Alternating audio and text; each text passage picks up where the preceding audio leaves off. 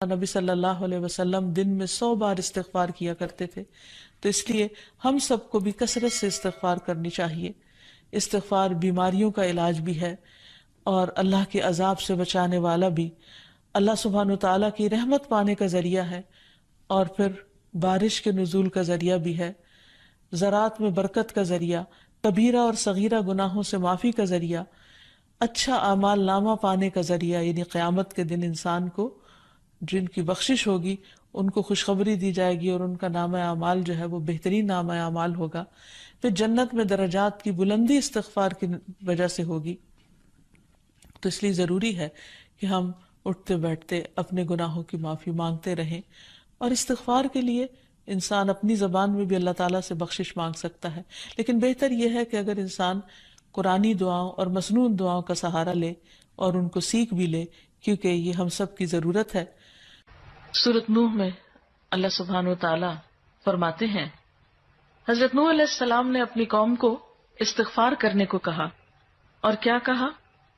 فَقُلْتُ اسْتَغْفِرُوا رَبَّكُمْ، میں نے اپنی قوم سے کہا کہ اپنے رب سے استغفار کرو، اپنے رب سے معافی مانگو۔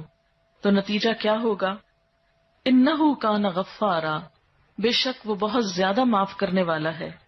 يُرْسِلِ السَّمَاءَ عَلَيْكُمْ مِدْرَارًا، تم پر آسمان سے خوب بارشیں برسائے گا، آسمان کو تم پر برسنے والا بنا دے گا۔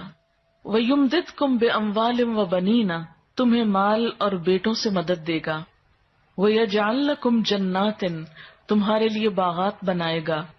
وَيَجْعَلْ لَكُمْ أَنْهَارًا، اور تمہارے لیے نہریں جاری کر دے گا۔ آپ دیکھیں کہ ایک انسان کی خواہش کیا ہوتی ہے کہ اس کو کیا کچھ ملے، یعنی رہنے کا مقام اور حالات جو ہیں وہ پرسکون ہو، پھر اس کے بعد یہ کہ مال ہوں، بیٹے ہوں، باغ ہوں، اور زندگی کی اور آرائشیں اور نعمتیں ہوں۔ یہ ساری چیزیں کہاں سے ملتی ہیں، کیسے ملتی ہیں؟ استغفار سے ملتی ہیں۔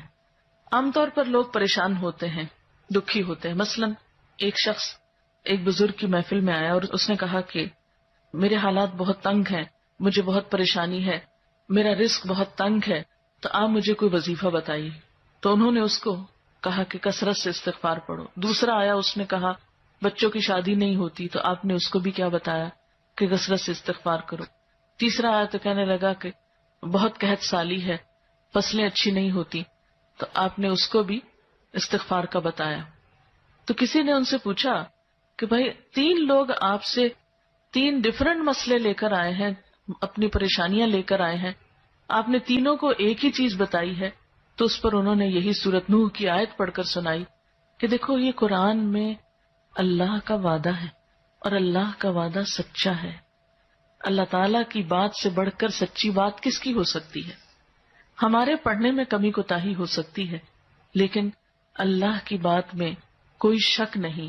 ذالک الکتاب لا ریب فیہ، یہ وہ کتاب ہے جس میں کوئی شک نہیں۔ لیکن یہ ہے کہ بعض اوقات ہم خود پڑھنے میں کوتاہی کر دیتے ہیں۔ تو جن کا رشتہ نہ ہو رہا ہو وہ بھی، جن کا ہو چکا ہو اور شادی کے پرابلمز ہو وہ بھی، جن کا ہو چکا اور پھر بچے نہ ہو وہ بھی، ان سب کے لیے ایک ہی وظیفہ ہے، اور وہ کیا ہے؟ استغفار کا۔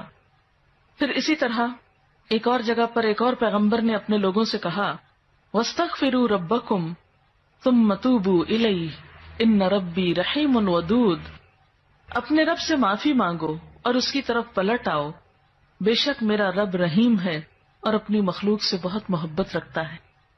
یعنی جب کسی بندے پر کوئی تکلیف آتی ہے تو ایسا نہیں کہ اللہ تعالیٰ اس پر خوش ہوتے ہیں اور جان بوجھ کے ستانا چاہتے ہیں بندوں کو۔ اللہ تو بندوں کے حق میں بہت مہربان ہے۔ پھر سوال یہ پیدا ہوتا ہے کہ تکلیف آتی کیوں؟ اگر وہ ہم سے محبت کرتا ہے اور وہ بہت مہربان ہے، تو بات یہ ہے کہ کچھ چیزیں ہم اچھے حالات میں سیکھتے ہیں اور کچھ چیزیں ہم ہارڈ شپ سے سیکھتے ہیں۔ کچھ نعمتوں کی قدر ہم اچھے طریقے سے ویسے ہی کر لیتے ہیں، اور کچھ چیزوں کی قدر ہمیں اس وقت آتی ہے جب کوئی مشکل پیش آتی ہے۔ آپ دیکھیے کہ اس کی مثال یوں ہی ہے کہ جیسے کچھ کھانے آپ کچے ہی کھا لیتے ہیں، جیسے فروٹس وغیرہ ہیں، آپ کو پکانے کی ضرورت نہیں ہوتی، لیکن کچھ کھانے آپ کو پکا کر کھانے ہوتے ہیں۔ اسی طرح زندگی میں کچھ حالات ایسے ہوتے ہیں کہ جن میں آپ آرام سے سیکھ جاتے ہیں، یا کچھ باتیں آپ کو بغیر کسی مشکل کے سمجھ میں آ جاتی ہیں، لیکن کچھ باتیں آپ کو مشکل آنے پر سمجھ آتی ہیں.